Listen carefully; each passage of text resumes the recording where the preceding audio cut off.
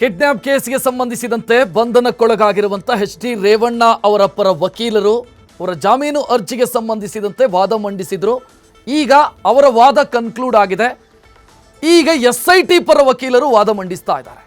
SIT. ಪರ ವಕೀಲರ ವಾದ ಮಂಡನೆ ಆರಂಭ ಆಗಿದೆ. ಸಿ.ವಿ. ನಾಗೇಶ್ ಅವರು ವಾದ ಮಂಡಿಸೋ ಸಂದರ್ಭದಲ್ಲಿ ಒಂದಿಷ್ಟು ವಿಚಾರಗಳನ್ನು ಪ್ರಸ್ತಾಪ ಮಾಡಿದ್ದಾರೆ. ಅದರ ಒಟ್ಟು ಸಾರಾಂಶವನ್ನು ಹೇಳಬೇಕು ಅಂತಂದರೆ, ಪಾಯಿಂಟ್ ನಂಬರ್ 1, ಇದು ಕಿಡ್ನ್ಯಾಪ್ ಕೇಸ್ ಅಲ್ಲ ಅನ್ನೋದನ್ನು ಅವರು ಪ್ರೂವ್ ಮಾಡುವಂಥ ಪ್ರಯತ್ನವನ್ನು ಮಾಡಿದರು. ನ್ಯಾಯಪೀಠದ ಮನವರಿಕೆ ಮಾಡುವಂಥ ಪ್ರಯತ್ನವನ್ನು ಮಾಡಿದರು. ಅಂದರೆ ಇಲ್ಲಿ 364A ಏನು ಹಾಕಲಾಗಿದೆ, ಈ ಸೆಕ್ಷನ್ನು ಈ ಕೇಸಿಗೆ ಅಟ್ರಾಕ್ಟ್ ಆಗಲ್ಲ ಅನ್ನೋದು ಸಿ.ವಿ. ನಾಗೇಶ್ ಅವರ ವಾದ. ಎರಡನೆಯದ್ದು, ಕಸ್ಟಡಿಯಲ್ಲಿರುವಾಗ ಆರೋಪಿಗೆ ಜಾಮೀನು ಕೊಡಬಹುದಾ ಅನ್ನೋ ವಿಚಾರಕ್ಕೆ ಸಂಬಂಧಿಸಿದಂತೆಯೂ ಕೂಡ ಅವರು ಒಂದಿಷ್ಟು ಉಲ್ಲೇಖಗಳನ್ನು ಪ್ರಸ್ತಾಪ ಮಾಡಿದರು. ಸುಪ್ರೀಂ ಕೋರ್ಟ್ನ ಒಂದಿಷ್ಟು ಲ್ಯಾಂಡ್ ಮಾರ್ಕ್ ಜಡ್ಜ್ಮೆಂಟ್ಗಳನ್ನು ಪ್ರಸ್ತಾಪ ಮಾಡಿದರು. ಸೊ ಅದೆಲ್ಲವನ್ನ ಕೂಡ ಪ್ರಸ್ತಾಪ ಮಾಡಿ ಜಾಮೀನು ಕೊಡೋದಕ್ಕೆ ಸಾಧ್ಯ ಇದೆ ಅನ್ನೋದು ಅವರು ಮತ್ತೊಂದು ವಿಚಾರ ಪ್ರಸ್ತಾಪ ಮಾಡಿದರು. ಇನ್ನು ಮೂರನೆಯದ್ದು, ಇಡೀ ಕೇಸ್ನಲ್ಲಿ ತನಿಖೆ ಸಾಗುವಂಥ ದಾರಿ ಸರಿ ಇಲ್ಲ ಅನ್ನೋದನ್ನು ಕೂಡ ಅವರು ಪ್ರಸ್ತಾಪ ಮಾಡಿದ್ದಾರೆ. ತನಿಖೆ ಸರಿದಾರಿಯಲ್ಲಿ ಸಾಗಿಲ್ಲ ಅನ್ನೋದು ಮತ್ತು ಅನುಮಾನಾಸ್ಪದವಾಗಿದೆ, ಇಲ್ಲಿ ತನಿಖಾ ಸಂಸ್ಥೆಯ ನಡೆ ಅನುಮಾನಾಸ್ಪದವಾಗಿದೆ ಅಂತ ಒಂದು ವಿಚಾರವನ್ನು ಅವರು ಕೋಟ್ ಮಾಡ್ತಾರೆ.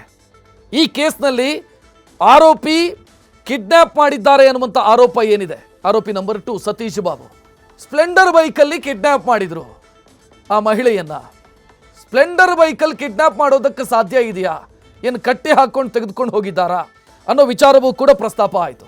ಇದರ ಜೊತೆಗೆ ಇದು ಪೊಲಿಟಿಕಲಿ ಮೋಟಿವೇಟೆಡ್ ಕೇಸು, ರಾಜಕೀಯ ಇದೆ ಇದರಲ್ಲಿ ಅನ್ನೋ ವಿಚಾರವೂ ಕೂಡ ಪ್ರಸ್ತಾಪ ಆಯಿತು.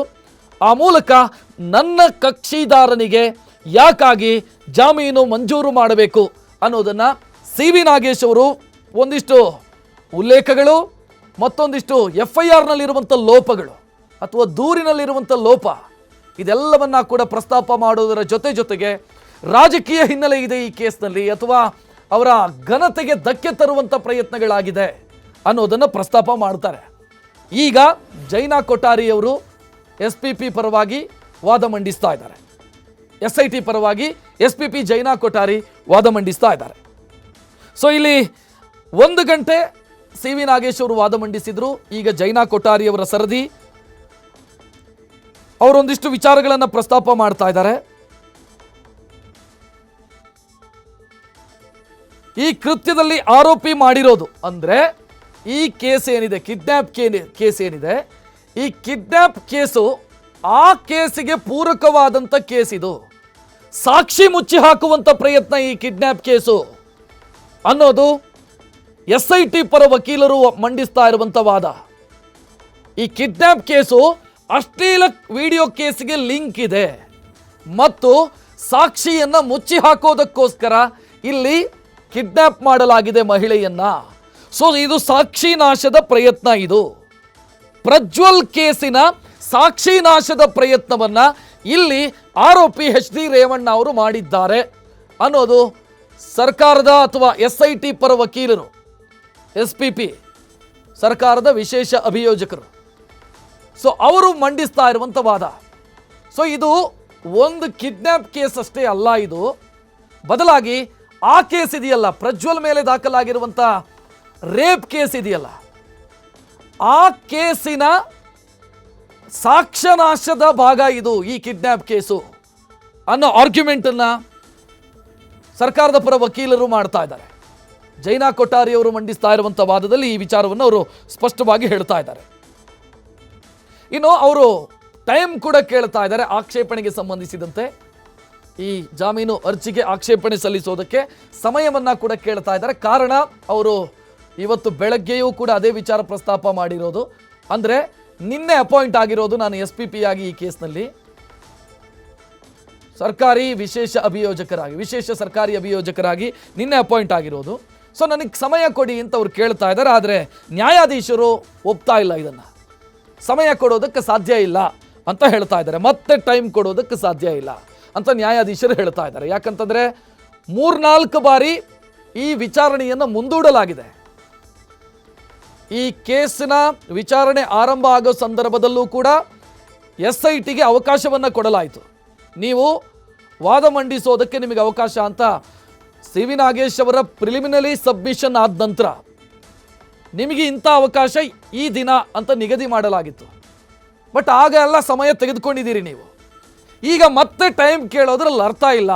ಒಂದು ಜಾಮೀನು ಅರ್ಜಿಯ ವಿಚಾರಣೆಯನ್ನು ನಿಗದಿತ ಅವಧಿಯೊಳಗೆ ಮುಕ್ತಾಯಗೊಳಿಸಬೇಕು.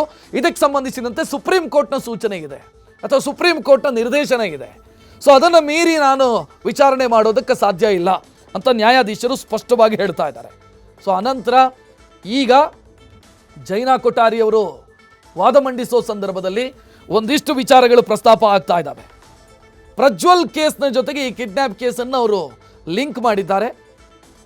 ಅವರು ಮಾಡ್ತಾ ಇರುವಂಥ ಪಾಯಿಂಟ್ ಆಫ್ ಆರ್ಗ್ಯುಮೆಂಟ್ ಯಾವ ರೀತಿ ಅಂತಂದರೆ, ಪ್ರಜ್ವಲ್ ಕೇಸು ಅದು ರೇಪ್ ಕೇಸು. ಆ ರೇಪ್ ಕೇಸ್ನ ಸಾಕ್ಷ್ಯನಾಶದ ಕೇಸ್ ಇದು.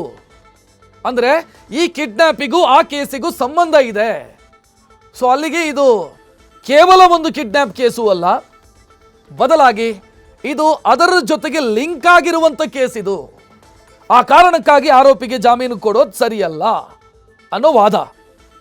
ಸೊ ಇಲ್ಲಿ ಆಗ ನ್ಯಾಯಾಧೀಶರು ಆಕ್ಷೇಪ ವ್ಯಕ್ತಪಡಿಸಿದ್ದಾರೆ. ಪ್ರಜ್ವಲ್ ಕೇಸನ್ನು ಪ್ರಸ್ತಾಪ ಮಾಡಿದಾಗ ನೀವು ಈ ಪರ್ಟಿಕ್ಯುಲರ್ ಕೇಸಿಗೆ ಸಂಬಂಧಿಸಿದಂತೆ ವಾದ ಮಂಡಿಸಿ ಅಂತ ನ್ಯಾಯಾಧೀಶರು ಸ್ಪಷ್ಟವಾಗಿ ಸೂಚನೆಯನ್ನು ಕೊಟ್ಟಿದ್ದಾರೆ, ಆಕ್ಷೇಪ ವ್ಯಕ್ತಪಡಿಸಿದ್ದಾರೆ SIT ಪರ ವಕೀಲರಿಗೆ, SPP ಜೈನಾ ಕೊಠಾರಿ ಅವರಿಗೆ. ಅಂದರೆ ನೀವು ಪ್ರಸ್ತಾಪ ಮಾಡುವಾಗ ಆ ಕೇಸನ್ನು ಪ್ರಸ್ತಾಪ ಮಾಡಬೇಡಿ, ಈ ಪರ್ಟಿಕ್ಯುಲರ್ ಕೇಸು, ಈ ನಿರ್ದಿಷ್ಟ ಕೇಸಿಗೆ ಸಂಬಂಧಿಸಿದಂತೆ ವಾದ ಮಂಡಿಸಿ ಅಂತ ನ್ಯಾಯಾಧೀಶರು ಸ್ಪಷ್ಟವಾಗಿ ಹೇಳಿದ್ದಾರೆ.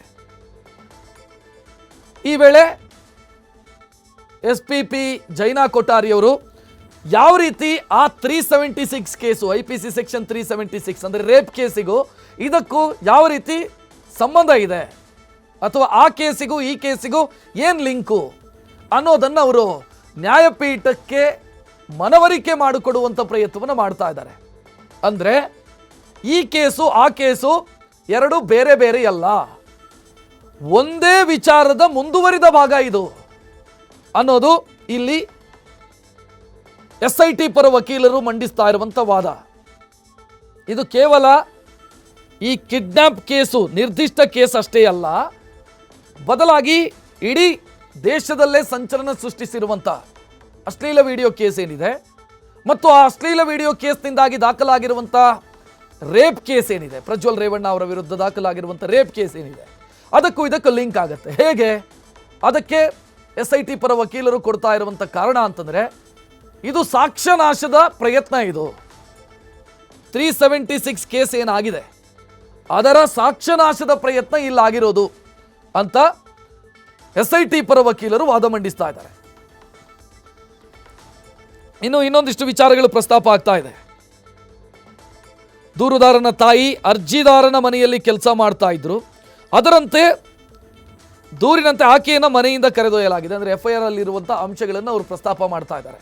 ದೂರುದಾರನ ತಾಯಿ ಅಂದರೆ ಈ ಕೇಸಲ್ಲಿ, ಕಿಡ್ನ್ಯಾಪ್ ಕೇಸಲ್ಲಿ ಆ ಮಹಿಳೆ ಏನಿದ್ದಾರೆ, ಕಿಡ್ನ್ಯಾಪ್ ಆಗಿದ್ದಂಥ ಮಹಿಳೆ, ಅವರ ಪುತ್ರ ಅಂದರೆ ದೂರುದಾರನ ತಾಯಿ, ಆ ಸಂತ್ರಸ್ತ ಮಹಿಳೆ ಅರ್ಜಿದಾರನ ಮನೆಯಲ್ಲಿ, ಅರ್ಜಿದಾರ ಅಂತಂದರೆ ಈ ಕೇಸ್ನಲ್ಲಿ HD ರೇವಣ್ಣ ಅಂದರೆ ಬೇಲ್ ಅರ್ಜಿ ಸಲ್ಲಿಸಿದವರು, ಅರ್ಜಿದಾರನ ತಾಯಿ ಅವರ ಮನೆಯಲ್ಲಿ ಕೆಲಸ ಮಾಡ್ತಾ ಇದ್ರು.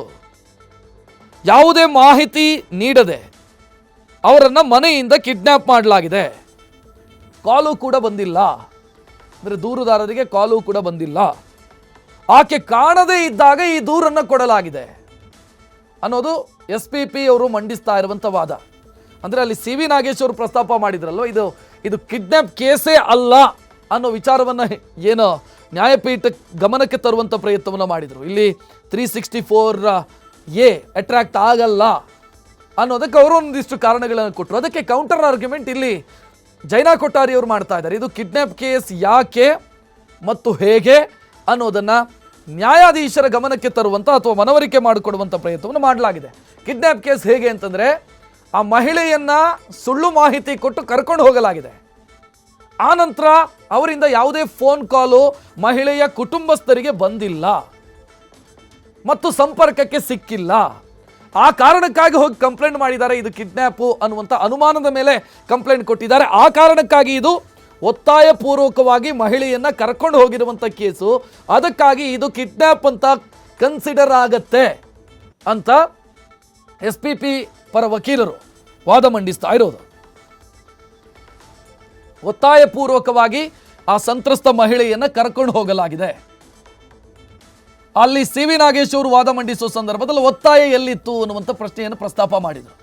ಎಲ್ಲಾಯಿತು, ಒತ್ತಾಯ ಹೆಂಗಾಯಿತು, ಬೈಕಲ್ಲಿ ಹೋಗಿರೋದು ಮತ್ತು ಕರೆದರು ಅಂತ ಇವರು ಹೋಗಿದ್ದಾರೆ, ಅದು ಒತ್ತಾಯ ಹೆಂಗಾಗತ್ತೆ, ಕಿಡ್ನ್ಯಾಪ್ ಹೆಂಗಾಗತ್ತೆ ಅನ್ನೋದು ಅವರ ಪ್ರಶ್ನೆ. ಅದಕ್ಕೆ ಇಲ್ಲಿ ಕೌಂಟರ್ ಆರ್ಗ್ಯುಮೆಂಟು SIT ಕಡೆಯಿಂದ ಆಗ್ತಾ ಇರೋದು ಯಾವುದು ಅಂತಂದರೆ, ಒತ್ತಾಯಪೂರ್ವಕ ಹೆಂಗೆ ಅಂತಂದರೆ ಅವರಿಗೆ ಸುಳ್ಳು ಮಾಹಿತಿ ಕೊಟ್ಟು ಕರ್ಕೊಂಡು ಹೋಗಿದ್ದಾರೆ, ಆನಂತರ ಹೋದವರನ್ನು ಈ ಕಡೆಗೆ ಬರೋದಕ್ಕೆ ಬಿಟ್ಟಿಲ್ಲ.